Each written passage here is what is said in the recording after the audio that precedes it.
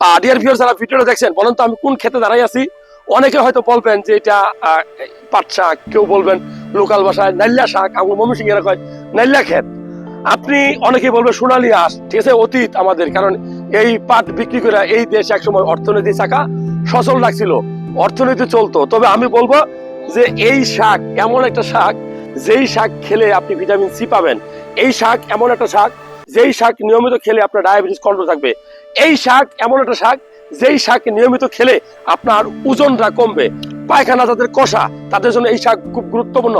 যাদের গ্যাস্ট্রিক আলসারে ভোগেন, কিছু খাইলেই গ্যাস হয়, তাদের জন্য এই শাক খুব গুরুত্বপূর্ণ।